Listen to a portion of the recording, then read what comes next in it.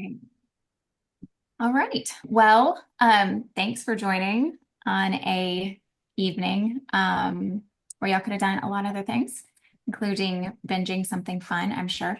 Um, Joining tonight for color and lighting, interior design for neurodiverse homes is what we are going through tonight. And we're just going to learn some practical strategies for designing sensory-friendly interiors in regards to lighting and color. So we'll get started. Gosh, my button just wants to get ahead of me. Okay, so I'm Rachel Jackson. I am a neuro-inclusive interior designer in Austin, Texas. I specialize in design for ADHD homes, and I'm really excited about continuing education along these lines, but also various um, other things. And Hannah, if you shall make sure everybody is muted, that'd be great. Thank you. Yes. The topic of that we're talking about tonight is personal because I've seen how inclusive design can soothe and regulate my own neurodiverse family. And I'm excited to kind of embrace this niche and share user-friendly solutions to everybody. So you'll see in picture number one over here on the right, that was my son had as my son's room, he had a taste and interiors for a young age. And he gravitated toward really dark cave-like spaces, is how I thought of them. So when he was in junior high, he asked if I could paint his room black. And I was like, no, we're not doing that. But what I agreed to was like a dark slate.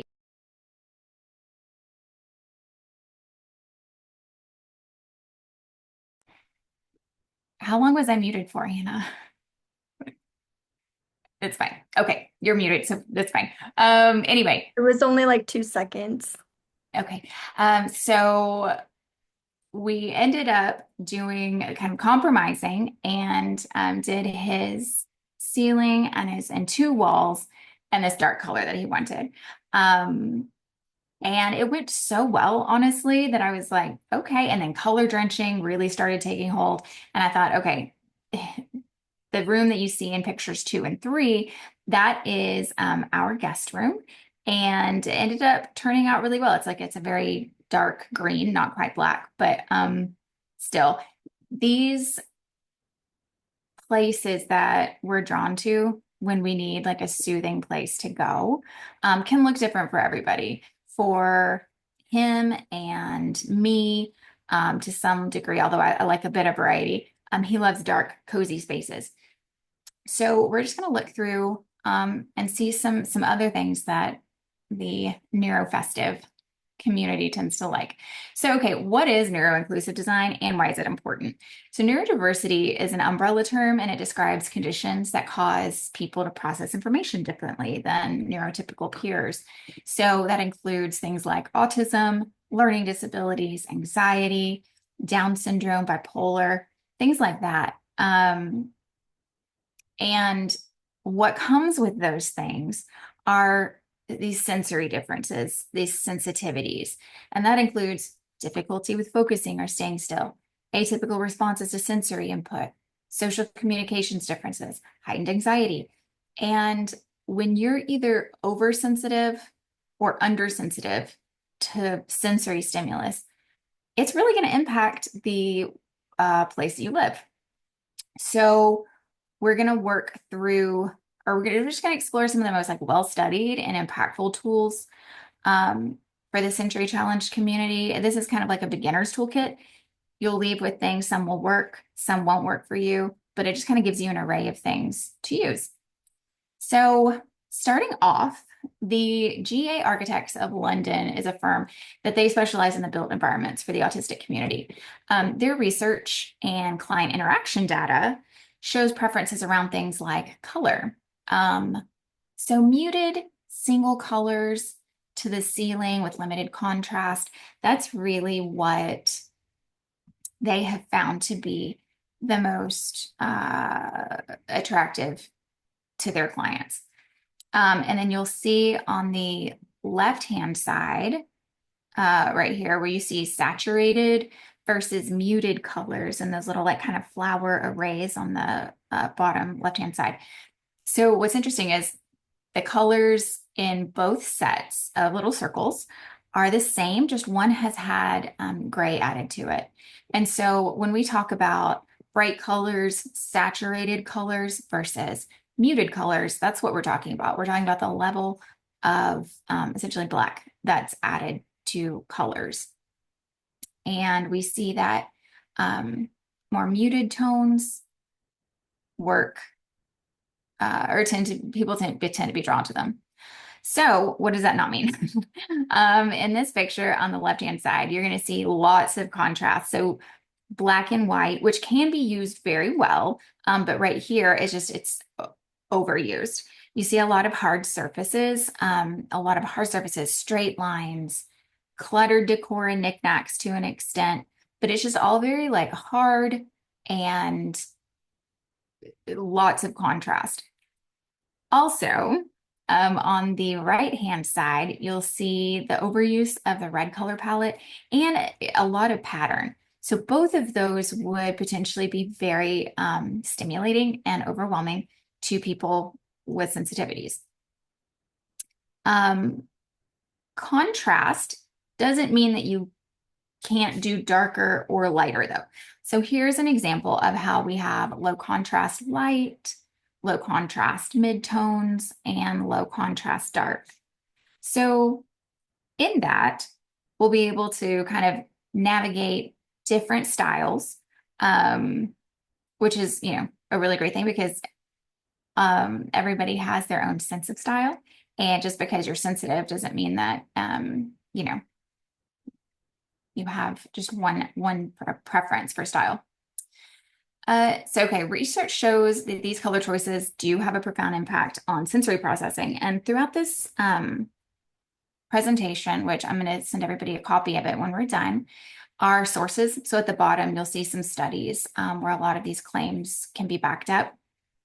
And colors for calm are shown to be like those muted colors like we just saw, as well as colors of nature. So think blue for the sky, green for the grass, slates, charcoals, those kind of colors are all very tranquil. And they have been shown actually to reduce overstimulation in both autism and ADHD across the neurodiversity spectrum. So in kitchen number 1 and 2 and 3, we see some of those more natural color palettes that are really helpful. And then below, we're going to look at the low contrast designs are ideal, which those are on pictures 5 and 6, so picture 4, it's gorgeous, but because you do have that really dark against the really light, that's a lot of contrast. And that can just be really busy, especially if you have it throughout the home. If you had just one room that's that way, I think it could likely be manageable.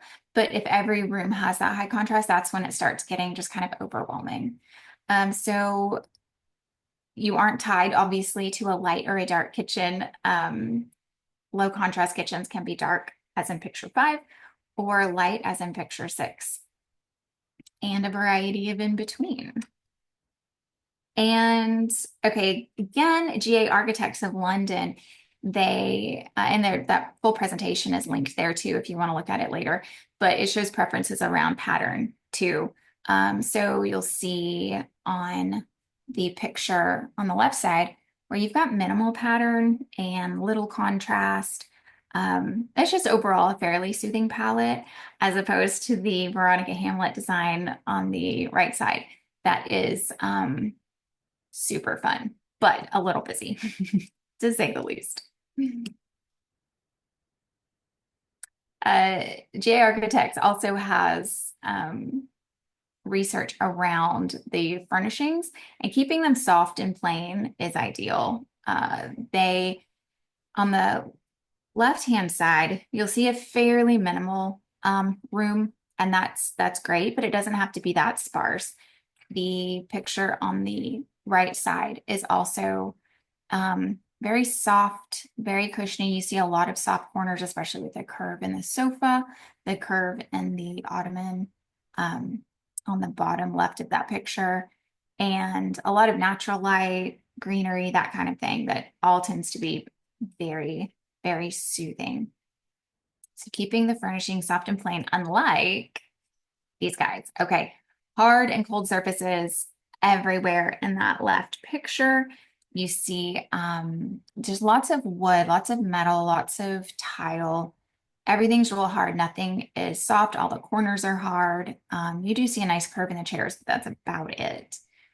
And then on the picture on the right side, you see just that hard seating, no rugs, um, just not someplace that's very comfortable. In fact, I was like, is this even a living room? But there is a TV on that picture. So somebody's hanging out in there or attempting to. But yeah, that would be what not to do for sure.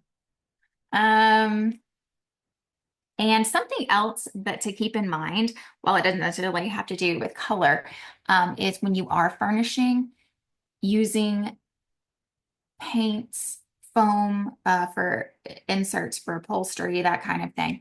That is as low VOC and clean as possible, because people who are neurodiverse do tend to have sensitivities in regards to smell, chemicals, that kind of thing. So that's definitely something to keep in mind too. And that's one reason why I love uh, consignment furniture and vintage things, because they've already off-gassed. And so, well, obviously upholstered furniture, you have to be careful with when you're doing that. You can get a lot of things that have been pre-loved. And that's one of the great things about them. Not only is it sustainable, but it's a little more healthy in that regard, typically. Okay, so to summarize, what does calming color look like? So bring in nature. When you're thinking about colors, bring in colors from the outdoors. And then stick to those muted tones, whether it's a dark color or a light color. Keep that saturation, not bright, keep it muted. So that's adding those grays and browns and things like that in. And then just use contrast in ways that you enjoy. Some people enjoy when colors stand out. Others prefer more monochrome palettes. So just kind of do what feels good, but realize that the less contrast you have, like the more calming of an environment it's going to be. All right, so how do you create your color palette? I have a guide on my website for free. You can download it and walk through it. I think it's about 9 pages. We're going to walk through part of it tonight, though, and I'm going to show you kind of how this works.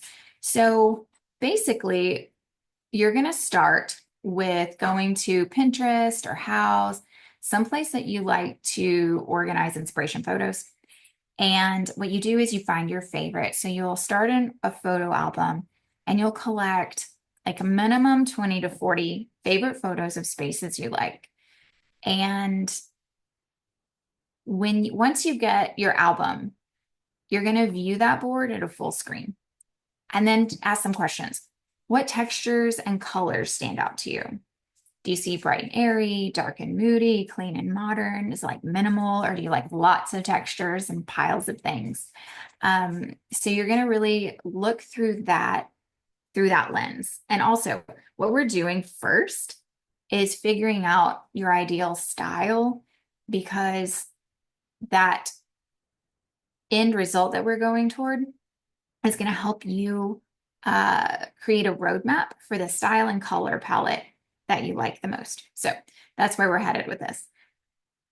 Okay, so after you do that, you're going to take like 3 to 5 images that are your top picks. And then what I do is I paste them either in Canva or a Word document, something like that. Paste them, something like this. Doesn't have to look that good. You just need to get them in front of you. And then what you're going to do is look through them and then figure out what do you like about them. Add notes. So this one's more of a natural palette. This one's got more texture and layers, that kind of thing. Make your notes with them. Okay. And then also, if you do want to take a fun quick quiz, there is this what's my interior design style quiz. And how I made this one, because what it does is, not a lot of us are blends of different styles. It's very rare that somebody's just all hardcore one style versus another. And so this one will give you kind of your balance of like your top design styles. In fact, Hannah, if you want to grab that link where it says here, if you're able to. Oh, you can. I don't think you can because I have the PDF. Can I add this to the, well, I'm afraid if I add this to the chat, let's see what I can do. Copy, see if this works. No, it didn't work. Okay, never mind.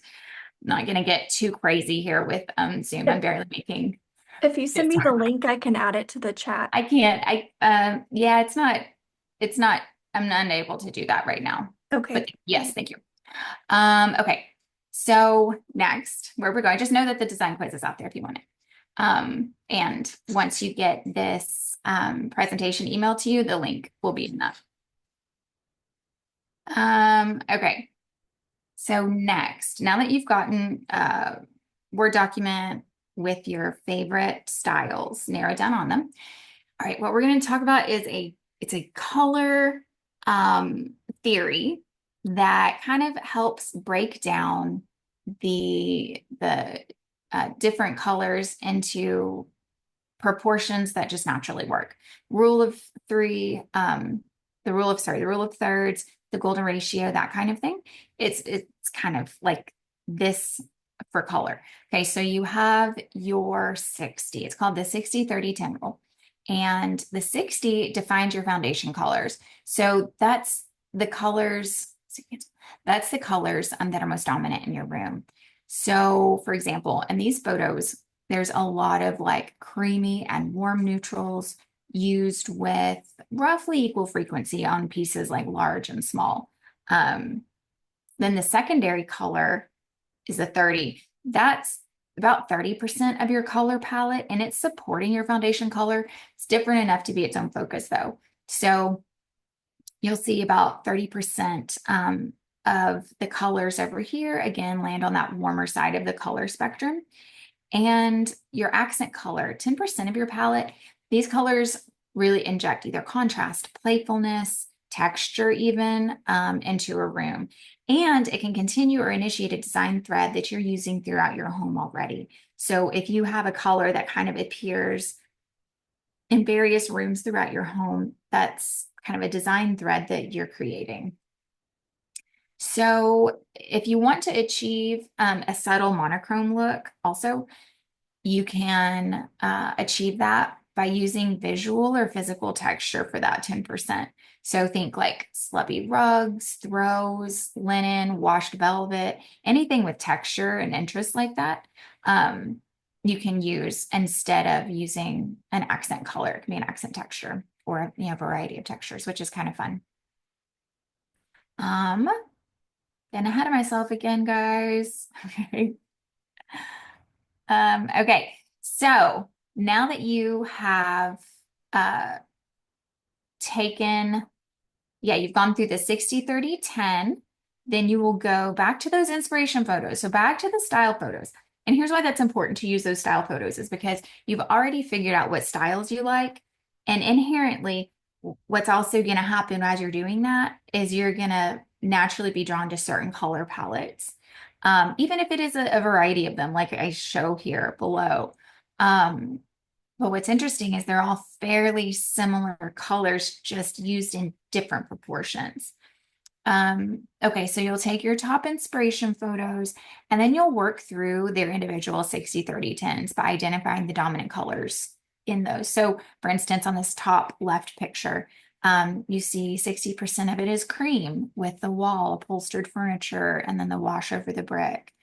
30% of it are these rusty reds and tan colors. That's on the brick wall, the floor, the trim, the beams. And then 10%, you have your accent colors, black, dark brown, and then the greenery. Also, I need to note, it's possible to have multiple percentages. So like this 30% that we have here, which is the rusty red and tan. So because they're in a similar color profile, we're kind of saying, okay, that's not quite different enough to be, a different percentage. Like it's just kind of being lumped in as like 30% of the room is kind of reddish and tannish tones in that medium range. Okay, so you will do that for each of your inspiration pictures, and you just see what this is just kind of a game of curiosity of seeing what unfolds. And then once you've done that, the next step, it's the hardest step, is selecting your finalist photo if possible. If not, like really try to just limit it to 2 photos that are going to be your North Star project roadmap. That's just going to help make your end goal more achievable as you go through the shopping phase and all of that. Because as you know, when you get in there and get into the store, I mean, even me, when I have projects, I have my inspiration photos with me. I refer back to them because I get into a store and I love most of the items there. And so you think, oh, maybe this could work or this could work. But like, what is that ideal that you're going for, that goal at the end of the day? It's really important to kind of hone that down and keep it in mind. Um, and then, okay, so your result is going to be your roadmap. Right here, you have this photo that was selected. You've got your color roadmap there. You've got your style roadmap there. And I have so my project map that I use on projects, I have a column in there that you can actually track your color palette percentages. So as you're putting in line items of all of your furnishings and that kind of thing, there's a tab you can click that keeps track of where it falls in your color palette, which is kind of fun and helpful. You can kind of gauge where you are in that through there. Okay, so on to lighting. Lighting is one of the easiest and least expensive, most impactful changes you can make in a room. And you're going to see some pictures that show that. First of all, though, I'm going to start with just a quick tip. So make sure when, this is from our space planning section of the decorative lighting guide that's on my website. And I have lots of graphics like this that kind of help show you how to, when space planning, especially for sensitive communities, but everybody, I mean, when you design for sensitive people, you're designing for everybody because we all appreciate it. So make sure things like when you're sitting down on the couch, that the bottom of the shade sits below your eye level. That's going to prevent glare from coming up and beaming you right in the face. And then also, no part of the lamp should go past the table edge. Otherwise, it just looks like the lamp is too big for the table. Also, one thought is it should be no taller than the surface it's sitting on, which doesn't, happen a ton, but sometimes some of those, especially the big vintage lamps, can be fairly tall. And so, especially thinking about where you want the arm of your sofa and your side table to be within like 2 inches of each other, really. If you have a super tall lamp there, then that's just gonna put the light bulb way high, and it could just kind of throw everything off. So all those little proportions are super helpful to think about when you're doing this. Okay, this next slide is a quick game. So we are going to, with your hand, cover the right side of the photo and just kind of like notice how you feel. So that right side is covered.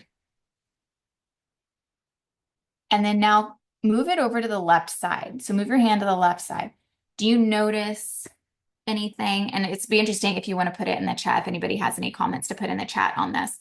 And you can use your hand, a piece of paper, but getting a visual for the difference between a typical daylight bulb, which is what's on the right side, and a soft white light bulb, which is on the left. I was at a client's home, at this home, and we were making some changes. And it was interesting because I went into the dining room, it's where this was, and the lights in the room adjacent, which you could see through, were all warm, but the lights in the dining room were blue. They were blue. But they were these daylight bulbs. And I asked her, I was like, okay, do you mind? Do you have any, like, what was your thought around the different color bulbs? And would you mind if I go ahead and change all of the bulbs to the warm? Because also, when you want to make sure that the temperature of the light bulbs in your home are fairly aligned. So if you have things like this that are too different, obviously, you see a lot of difference with it. And her response was, no, I like the warmer bulbs better, but we couldn't see in here. And I was like, well, that actually is a different problem and we can fix it, which we'll get to that in a second. Okay, so that shows the difference between daylight bulbs and soft white bulbs. So again, when you're dealing with color temperature and covering your bulbs, you want to make sure that they are on the warmer side. You've got layered lighting, so not just overhead lighting that's on at full blast. Like, have as many dimmers as possible. Use various layers of light, which means you've got overheads, you've got lamps, so you've got a floor lamp, things like that. Even some recessed lighting is just wonderful. So you want various layers of light because they all do different things. Um, Instead of cold, only bright overhead light with nothing to diffuse or, the light bulbs to be diffused by, because it's harsh. It raises your kind of nervous system and anything over, well, we're going to get to the Kelvin temperature specifically in a minute, but those daylight bulbs affect your melatonin production as well. So especially places where you spend time in the evening, you want to make sure you have those like 2,700 to 3,000 Kelvin temperatures. I'm going to show you how to figure that out right now. Okay, so while brightness is measured in lumens, and it can vary greatly around your home, like you're going to need more light in your bathroom and in your kitchen than you do just in your living room or in your reading chair. Color temperature, though, usually falls within a narrower range. So that 2,000 to 3,000 kelvins, on the far end of that, think like Edison bulbs, and that can look orangey, straight up orangey. But the ideal sensory friendly general use range is this 2,700 to 3,000 kelvins, this right here. And what you can do is when you go to Home Depot, you look for this little label on a box of light bulbs, and it looks like a nutrition label, but it's got some really helpful information on it. One of the things we're looking for right here is the light appearance. And so you see warm to cool, and then it's telling us that these lights are 2,700 Kelvin, and that's what we were looking at a minute ago in that client's home. So that is something to keep in mind when you're at the store, is that Kelvin temperature. All right. And then, so when I told her, you can have warm light, but we have to work on its brightness. That's where lumens come in. So a common misconception is selecting light bulb brightness based on watts, which before LED lights, I mean, it was kind of accurate. But watts are really a measure of energy use. Lumens, though, are what dictate brightness. So lumens are also easily found on the box of your bulb. You're looking for the little nutrition label again, but you'll see brightness, and it's listed here at 820 lumens. Okay, so a chart that I have that you could take like a screenshot of this and keep it in your phone, some little like favorites folder, some things that I need like randomly when I'm out. I'm like, where's that picture? I'm at Home Depot, and okay, what lumens light bulbs do I need for different rooms? This is a great chart. Just this shows you how many lumens are ideal per area. Yeah, it's just a helpful tip. So when you get this presentation and you want to really nerd out and go take a deep dive, that will be waiting for you. Okay. All right, so in summary, we have our practical tips, and I have some tips listed here that are not just for color and lighting. We've got sounds and textures, space planning, things like that that are from my other workshops that you can find an archive of on YouTube. Um, and yeah, so basically just kind of with color, you're going for muted tones and you may prefer limited contrast and patterns. With lighting, dimmers are ideal. You want those warm Kelvin temperatures, that 2700 to 3000 range, and no bare flickering or fluorescent bulbs. And the keywords for lighting are diffused, meaning any light that's coming through a shade of some kind. So diffused, dimmable, warm, glowing, hidden. Those are your keywords when thinking of lighting. And then I'll go through a couple other tips that are just helpful, just in general. So sounds, music on in the background drowns out distractions. Nature sounds can comfort and help you zone in at school or work. I use that one all the time, especially when it's yard day or there's just a dog barking in the neighborhood. I can turn on some like white noise, whatever I need. And that's really helpful. Then textures, keeping things around that are soft. Soft is subjective. So whatever feels right to the user. Both my husband and I are neurodiverse, and we will be making the bed, and we have gray sheets, and there's a set of pillowcases that he swears they don't feel right. They're not soft. I don't even know. And when we're making the bed, I'm like, you tell me which the pillowcases because I can't feel a difference between them. And so even though I have my own neurospiciness, that particular fabric doesn't affect me like it affects him. And so I have to tell him, like, you help me understand which one I can put on your pillow and not. So texture, soft is subjective. Just remember that. And then space planning, so keeping wide, clear paths and limited busyness and visual clutter. That was something we really talked about last month on our workshop. And furniture that doubles as storage is really ideal because it provides organization and it also just keeps things out of sight. So you don't have that busy overstimulation going on. And then scents, we already kind of touched on that a little bit.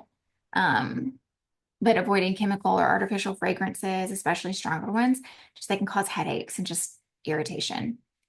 And then when you're organizing, start with your piles, your pass, pitch, price, and place. That means so pass is if you're going to donate it, pitch is it just needs to be thrown away.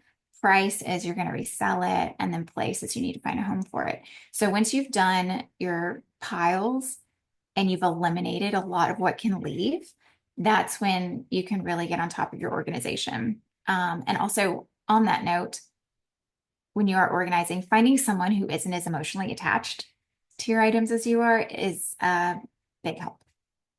And then just general comfort. Heating pads can be a great way to add comfort to a favorite sitting area. Bring nature indoors by adding real or a variety of faux plants. I like an easy to care for combo of those both. So this would be a list of just some practical tips that are kind of at a glance very helpful. And then some neurodiversity resources. There's a new one I added today. I got this book by Dr. Maria Zeru, I'm going to say. But it's Interior Design for the Neurodiverse, a transformational guide. So I'm really excited to dive into that and wanted to add it here for everybody as well. But there's just some books, some organizations that are, really helpful. They provide an abundance of free resources that can just help make your life a little bit easier. Okay, well, that is all for tonight. Thank you guys so much for joining and learning. And we've got a way to get a hold of me if you have any questions. We can go through our questions now, but feel free to follow us on Instagram and LinkedIn and go to Eventbrite and get, if you follow us there, you'll get alerts when I post new workshops. So all those fun things. And thank you again for answering those questions because that will help me plan for my next upcoming workshops. I would love y'all's input on that. But yeah, okay, Hannah, what do we have? What do we have for questions tonight? So far there aren't any questions. Cool. All right. Well, everybody, unless there are some questions and somebody wants to hop on, you guys all have a great evening, and thanks again for showing up. Yeah, and feel free to unmute yourself or Yeah. Everybody can go off mute, whatever you need.